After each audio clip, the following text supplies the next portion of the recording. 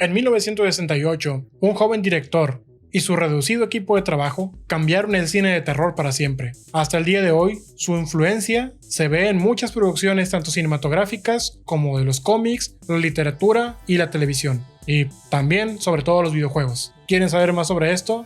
Yo soy Martin Eastwood, de Sociedad Nokoi. Comenzamos.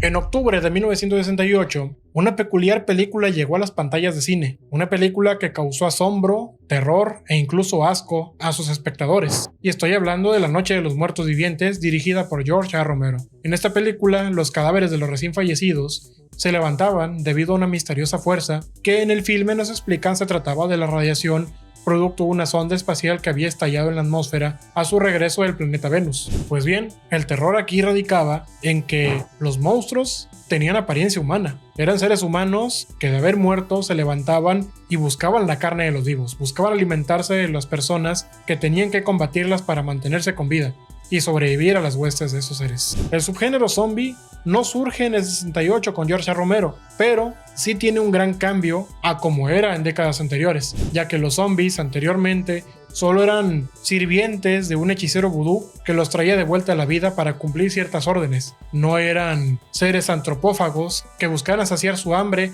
con la carne de los vivos, o que produjeran más y más como ellos a mordidas. Buena parte de la inspiración de George A. Romero vino de la novela Soy Leyenda, del escritor Richard Matheson, y de la película que fue adaptación de esta novela, El último hombre en la Tierra, con Vincent Price. Esta película nos cuenta cómo el mundo ha sucumbido ante un virus vampírico que ha vuelto a las personas, a la mayoría de estas, vampiros que escapan de la luz del sol y durante la noche van y atacan al único sobreviviente de esta mortal plaga, quien, día a día, cuando el embate ha terminado y los monstruos regresan a sus recintos oscuros, se dedica a reforzar su casa con tablas, con hierro y con todo lo que encuentre, así como a ir a buscar a los cementerios o a diferentes lugares donde tengan sus escondrijos estos seres para acabar con ellos. Una ardua tarea que lo ha convertido en la amenaza principal de estos seres. Pues bien, el impacto de esa película fue tal que George A. Romero decidió hacer algo que tuviera casi la misma fuerza, y es aquí donde creó La Noche de los Muertos Vivientes, junto con un amigo guionista. El resultado fue satisfactorio.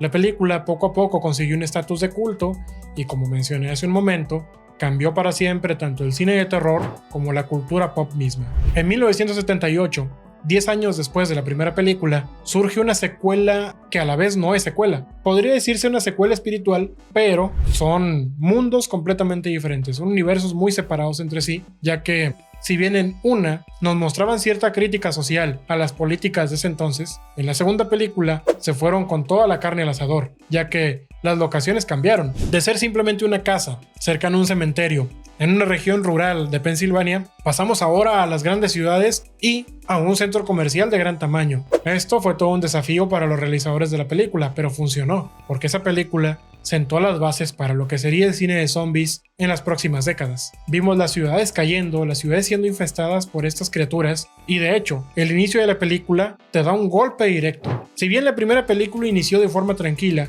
con la atmósfera y el terror presentes en la banda sonora y con el automóvil de los protagonistas llegando a un cementerio, la segunda película empieza con un golpe directo porque es la protagonista de la misma despertando después de una jornada de trabajo muy dura en la que se quedó dormida en su propio lugar de trabajo, un estudio de televisión, en donde la noticia principal es: los muertos están volviendo a la vida y comiéndose a los vivos. Hay un caos en el plató, gente gritándose unos a otros, el productor echando madres, el invitado que tiene en el estudio, que es un científico hablando sobre la dura realidad que está enfrentando la humanidad, siendo interrumpido por propias personas en el estudio, e incluso el presentador tachándolo de loco. El presentador del noticiero, que en circunstancias normales debería ser una persona sobria y muy respetuosa, lo vemos incluso insultando al invitado. Una frase que se me quedó muy grabada en ese inicio de la película es: si hubiéramos abordado este tema sin prejuicios y sin tabúes, no estaríamos enfrentando la situación que ahora nos enfrentamos. Y tiene mucha razón. Es una crítica directa a cómo los seres humanos preferimos sacarle muchas veces la vuelta a temas incómodos, pero que al final, como en efecto bola de nieve, se vuelve toda una avalancha que ya no podemos detener. Pues bien, la película inicia con eso. Después nos traslada a un enfrentamiento entre las fuerzas del orden contra personas que más que delincuentes son los familiares de aquellos que han sucumbido a la infección, y en vez de deshacerse de ellos en el sótano de un edificio. Y es de entender, si una situación así ocurriera, creo que no quisiéramos que nuestros familiares fueran cazados por el ejército de maneras brutales y fueran incinerados de maneras nada decorosas. Luego la película pasa a mostrarnos cómo un grupo de protagonistas deciden tomar refugio fuera de la ciudad y llegan a un centro comercial abandonado que deciden volverlo su base. Con los recursos que había en poco a poco empiezan a vivir una vida tranquila, pero nada dura para siempre. En esta película nos muestra que si bien temerle a los zombies es importante y te puede mantener con vida en una situación así, el peor enemigo de un ser humano en un apocalipsis zombie es otro ser humano, es otro vivo. Porque cuando todo parecía marchar sobre ruedas en el centro comercial, resulta que llegó una banda de motociclistas a querer apropiarse de lo que no era suyo, y tuvieron un enfrentamiento con los protagonistas que querían defender lo que a ellos les costó adecuar. Esa película inspiró en gran medida, y esto mismo lo ha dicho el autor, al cómic The Walking Dead, que lo tenemos aquí en su primer tomo. Robert Kirkman dijo en una ocasión: quería que mi historieta fuera más como El Amanecer de los Muertos que El Regreso de los Muertos Vivientes, película de la que les hablaré en un momento. Pues bien, la influencia se nota, sobre todo en cómo los protagonistas se desarrollan en un mundo que ha caído ante la plaga de los no muertos, y en cómo poco a poco se van formando clanes de humanos, algunos hostiles y algunos benévolos, pero principalmente los hostiles son un dolor de cabeza para los protagonistas, que les causan incluso más bajas que los propios muertos vivientes. Yendo a la década de los 80s, tenemos también la famosa película El Regreso de los Muertos Vivientes, de la que ya les hablé hace un momento, o al menos la mencioné. Y en esta película, el que fuera el guionista original de la Noche de los Muertos Vivientes, hace una película que juega con la existencia de la anterior, como que los hechos ocurridos en la Noche de los Muertos Vivientes en verdad ocurrieron, pero que fueron ocultados por el gobierno, y que únicamente un cineasta se había tratado de denunciar el hecho en su película. El Regreso de los Muertos Vivientes tiene un tono más cómico,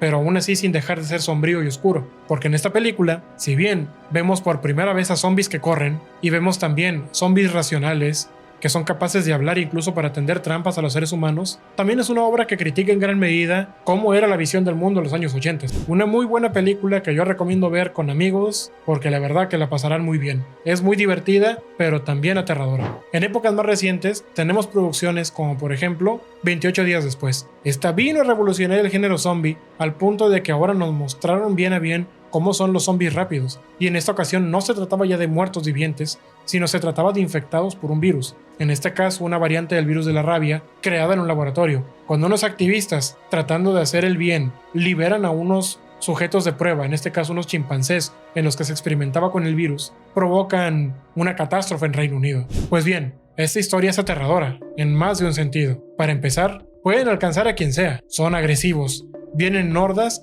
y una mordida te puede infectar en 20 segundos, o incluso si te escupen sangre o te vomitan sangre en la cara, te pueden infectar también. Y como mencioné, la transformación ocurre en menos de 20 segundos, así que mucho tiempo de reaccionar no hay. Si a tus amigos o seres queridos los muerde una de esas cosas, tienes menos de 20 segundos para acabar con su vida. Nos pondría en una situación muy difícil un virus así en la vida real. Toquemos madera para que jamás ocurra. Y es que por más interesante o emocionante que pueda ser el pensar cómo sería sobrevivir en un apocalipsis zombie, seamos honestos, si con la pandemia de COVID-19 en el 2020 ya nos estaba llevando la fregada, ahora imagina que sea por la razón que sea, te estén persiguiendo seres irracionales que solamente buscan echarte el diente, pues no sería fácil. Somos muy dependientes de la tecnología, somos muy dependientes de la sociedad como funciona actualmente, como para que todo acabe de la noche a la mañana. Pero eso no ha impedido que los seres humanos quisiéramos vivir la experiencia. Por eso en años recientes ha habido tantas atracciones como cuartos de escape o desafíos que tienen que ver con sobrevivir a apocalipsis zombies. Obviamente con gente disfrazada de zombies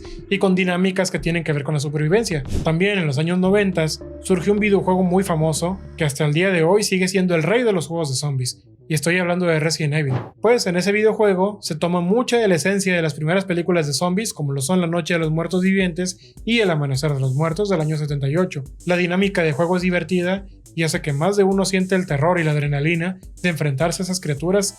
Como ven, en los videojuegos y en la literatura hay buenos ejemplos de cómo estas criaturas han llegado hasta ellos, hasta medios que uno no pensaría que pudieran llegar. Por ejemplo, en literatura me viene a la mente la novela Guerra Mundial Z, que tal vez es el máximo exponente de una novela sobre el género zombie. Una novela que aborda muy bien cómo sería un apocalipsis de esa índole en la vida real, sin nada de romanticismos, sin nada de cosas heroicas, no. pura angustia total, la humanidad sucumbiendo o casi a punto de sucumbir ante lo que es tal vez su mayor enemigo. Comienza de poco a poco, de forma sutil, casi incluso hay gente negacionista del hecho, piensan que no está ocurriendo nada, pero cuando ya la situación se sale de control, como menciona el personaje de la película El Amanecer de los Muertos, es muy tarde para hacer algo. Y comienza el gran pánico. Pues bien, esa novela eventualmente fue adaptada al cine, una adaptación que si bien es palomera y cuenta con los tópicos del cine de zombies que hoy en día tenemos por herencia de 28 días después, siento que no es una película que refleje muy bien lo que sería la problemática de un apocalipsis. Más bien la siento como una película de acción disfrazada de una película de zombies, que de Guerra Mundial Z solo tiene el nombre, pero hasta ahí. El cine mexicano o latinoamericano tampoco ha sido indiferente al género zombie, ya que tenemos producciones como por ejemplo, en los años 80 tuvimos esa película otra vez con Hugo Stiglitz llamada Cementerio del Terror, que era una mezcla entre slasher ochentero con película de zombies y un poco de misticismo. Tenemos en años recientes un par de producciones que han salido por ahí del género zombie. Yo destaco principalmente la de Parvulus, que a mi parecer es una película muy bien hecha que aborda bastante bien el tema de una pandemia y de la supervivencia post pandemia. Y los protagonistas son prácticamente unos niños que quedaron huérfanos debido a la enfermedad. Es una muy buena película con una atmósfera deprimente y aterradora, que sin duda se la recomiendo mucho. La cuestión está en que los zombies siguen presentes en la cultura popular hasta el día de hoy. Desde que en 1968 un cineasta decidió adaptar a su modo la novela de Soy Leyenda hasta el día de hoy, hay muchas y muchas producciones tanto en el cine como en la literatura como en los videojuegos e incluso en el mundo de la música. El anime también nos ha mostrado sus exponentes con High School of the Dead o con otras obras similares como por ejemplo I Am Hero. Creo que el género zombie nos ha hecho muchos fantasear, como ya lo mencioné antes, con cómo sería tomar un arma y defenderse de las hordas y hordas de cadáveres. E incluso esta camisa que traigo puesta se ve como la típica camisa de sobreviviente de un apocalipsis zombie. Pero créanme, por mucho que a mí me guste el subgénero, la verdad yo soy de los que no desea para nada una situación así. Sin duda creo que no tendríamos nada que hacer si ocurriera. Y depende también qué ocurre. Si por ejemplo fueran los zombies lentos a los que nos acostumbró George A. Romero en su trilogía, que no es trilogía, pero le seguimos diciendo trilogía, pues sería tal vez más sencillo de lidiar. O si fueran los zombies como en The Walking Dead, que son lentos. Pero si se tratara de aquellos zombies que vimos en 28 días después, o que vimos también en El Amanecer de los Muertos, en el remake de Zack Snyder del año 2004, creo que estaríamos acabados. Pero sí, se nota la influencia que el cine de zombies ha tenido en la cultura pop. No hay nadie que sea ajeno a la palabra apocalipsis zombie. Tú le mencionas a cualquier persona, oye, ¿qué harías en un apocalipsis zombie? Y te va a inventar toda una película de qué es lo que él piensa que haría. E incluso tendría emoción por vivirlo. Le puedes decir a tu papá, incluso a tu abuelo, a cualquier persona, incluso a los niños, qué piensan respecto a un apocalipsis zombie y van a tener algo que decirte. A ese grado ha permeado el subgénero zombie, que como en las películas, no ha podido ser contenido en un solo lugar, sino que se ha expandido como la enfermedad que es. Así que, pues larga vida a los zombies, que son nuestros monstruos de la ficción favoritos. Y por mi parte ha sido todo este día. Pásenla bien y tengan cuidado. No vaya a ser que el apocalipsis zombie empiece mañana y no estemos listos. Yo soy Martin Eastwood. Hasta la próxima.